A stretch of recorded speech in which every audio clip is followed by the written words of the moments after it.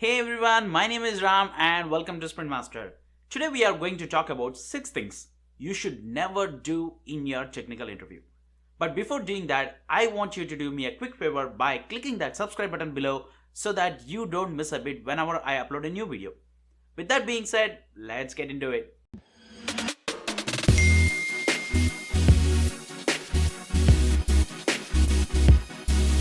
So when it comes to interviews, everybody has their own opinion of what to do and what not to do, right? So some people may say that you shouldn't wear t-shirts or jeans in an interview, and some people may say that it's totally okay to wear them. While each of them is right depending on the situation, like what company you are interviewing with and what position you are going for, I'm not going to talk about those things. I'm talking about things which you should never do in any interview, especially in technical interviews. The first thing you should never do in your interview is lying. Lying in an interview, especially in a technical interview, isn't really a smart move. If you don't answer to a question, just say you don't know it, but never lie. You may think that your interviewer will never find out that you are lying, but trust me, they have seen many people like you and they know when a person is lying versus they are being genuine. Also, it isn't sustainable to lie in an interview. If you lie for a particular question and your interviewer asks a follow up question, how will you answer that question? This also applies to lying on the resume as well. Some people may lie about their projects they have done, and some people may lie about the programming languages they know, but ultimately it isn't sustainable in an interview. So, if you lie about your projects, like if you falsify information of like someone did the project and you just put it on your resume, and your interviewer asks more details about that project, you will be in trouble. How will you answer those questions? Interview isn't just about your interviewer asking questions and you answering them.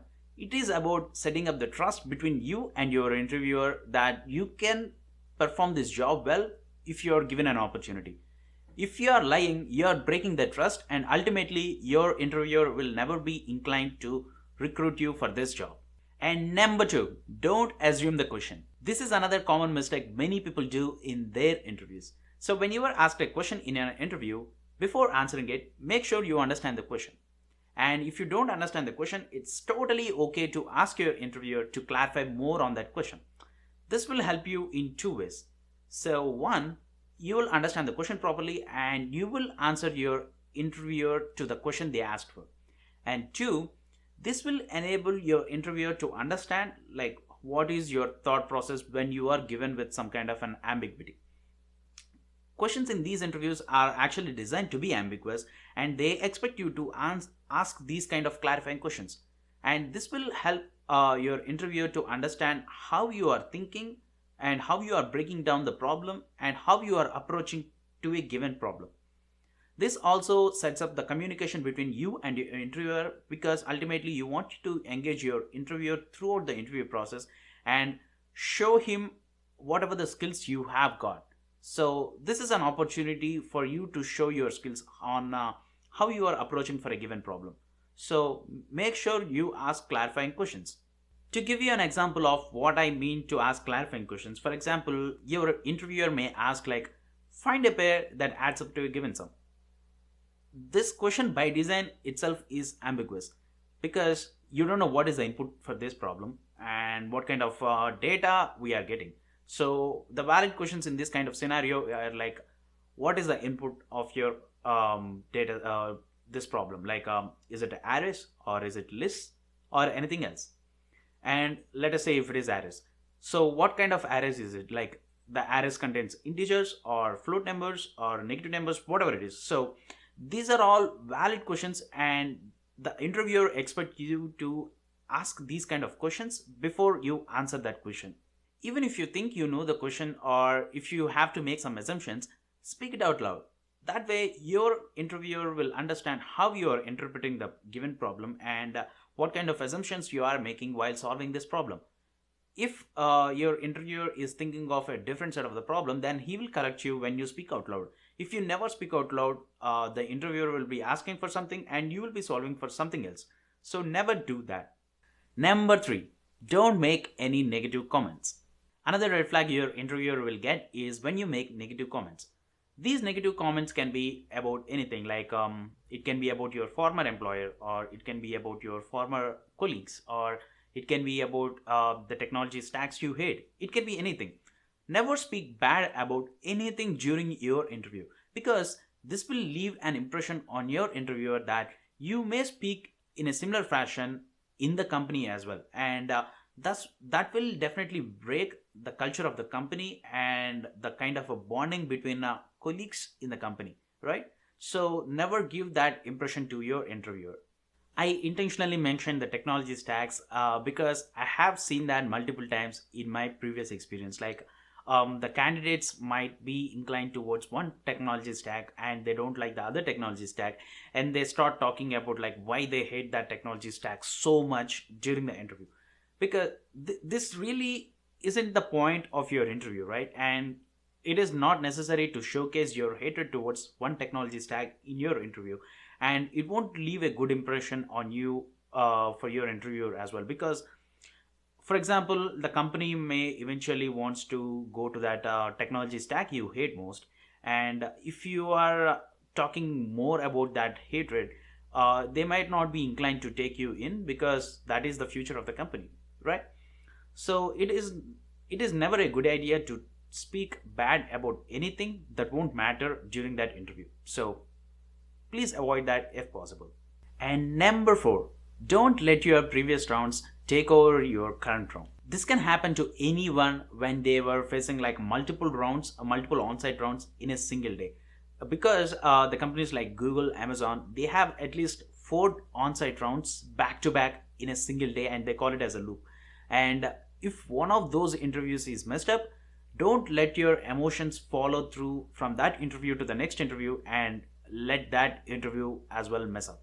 In an interview, it is very common for you to not know the answers to each and every coding question.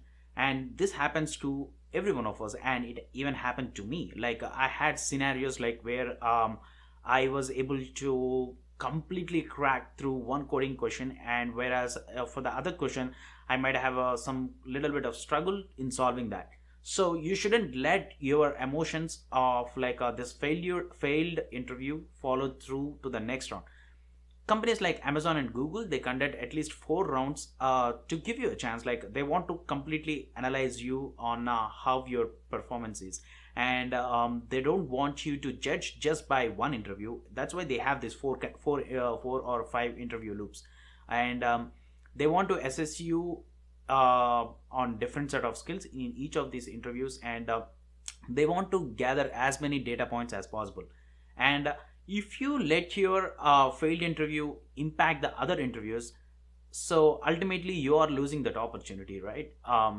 Instead, what I would suggest is, whatever happened in that failed interview, just let it be to that interview and focus more on the next interviews to crack them, and give your best shot at these interviews.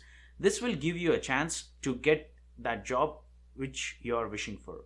And number 5, don't cheat. This is another thing you should never do in an interview. And this also kind of aligns with like the previous don't lie. But cheating is a little bit different from lying. And cheating kind of applies mostly to the phone screens and online assessment. And when I say cheating, it can be of any time, like as from a simple googling to a proxy interview. If you don't know what a proxy interview is, like, there are a bunch of videos on the YouTube, so just search for proxy interview and you will see many people getting caught during this using this kind of a proxy interview methods. And it isn't advisable to do any such kind of a cheating or malpractices during the interview. As I said previously, if you don't know the answer to a question, just say you don't know it. Your interviewer will respect your honesty and will move on to the another question, and who knows, you may excel that question. And this will give you a better impression rather than you cheating and getting caught, and it will definitely leave an everlasting impression on you, and who knows, you may never be able to interview with that company anymore. Also, during the online assessment, you may think that simple googling can't be traced, but these online assessment websites or the technologies, they are so evolved, and they actually track like what kind of websites you are visiting during the test. And also, like, if you are copying and pasting the code, they have the mechanisms to identify like if the code is suddenly appearing on the screen or not.